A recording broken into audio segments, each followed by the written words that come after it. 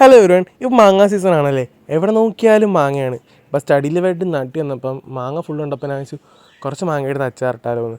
അപ്പോൾ ഇന്ന് ഞാൻ ഇന്ന് കാണിക്കാൻ പോകുന്ന ഒരു ഇൻസ്റ്റൻറ്റ് അച്ചാറാണ് ഗൈസ്. ഇൻസ്റ്റൻറ്റ് അച്ചാർ. ആ അച്ചാറിന് എന്തായാലും എണ്ണ വേണം. പിന്നെ എണ്ണ തിളയ്ക്കുമ്പോഴാണ് നമ്മൾ ഈ കടുക്, ഉലുവ അങ്ങനത്തെ സാധനങ്ങളൊക്കെ ഇട്ട് കൊടുക്കുന്നത്.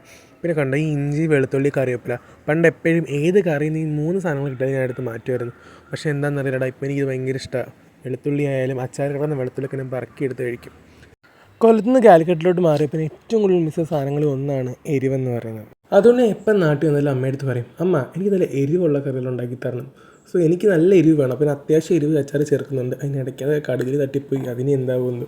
ഞാൻ ആദ്യം പറഞ്ഞൊരു ഇൻസ്റ്റൻറ്റ് അച്ചാറാണെങ്കിൽ നിങ്ങൾ അതിൽ വിനാഗിരി ഒഴിക്കേണ്ട ആവശ്യമില്ല. കാര്യം നമ്മൾ അപ്പം തന്നെ ഉണ്ടാക്കി അപ്പം തന്നെ കഴിക്കുകയാണല്ലോ. അതല്ല നിങ്ങൾ കുറേ നാൾ സൂക്ഷിച്ച് വെക്കണം, ഹോസ്റ്റലിലേക്ക് കൊണ്ടുപോകണം, അങ്ങനെയൊക്കെ ആണെങ്കിൽ വിനാഗിരി ഒഴിക്കുക കേട്ടോ. ആ കായത്തിൻ്റെ കുപ്പി എടുത്തിട്ട് 3 വട്ടം ചെറുതായിട്ട് നിൽക്കുക. അതാണ് എനിക്കിവിടെ കായത്തിൻ്റെ അളവ് പറഞ്ഞു തന്നത്. അപ്പോൾ എന്നിട്ട് ഗ്യാസ് ഓഫ് ചെയ്യുക. ഇനിയുള്ള പ്രോസസ്സ് ഭയങ്കര സിമ്പിളാണ്. നേരത്തെ അരിഞ്ഞ വെച്ചാൽ മാങ്ങയില്ലേ, അതിലോട്ട് ഇടുക. എന്നിട്ട് നന്നായിട്ട് ഇളക്കി അച്ചാറാവും. അപ്പോൾ തന്നെ അച്ചാറാവും.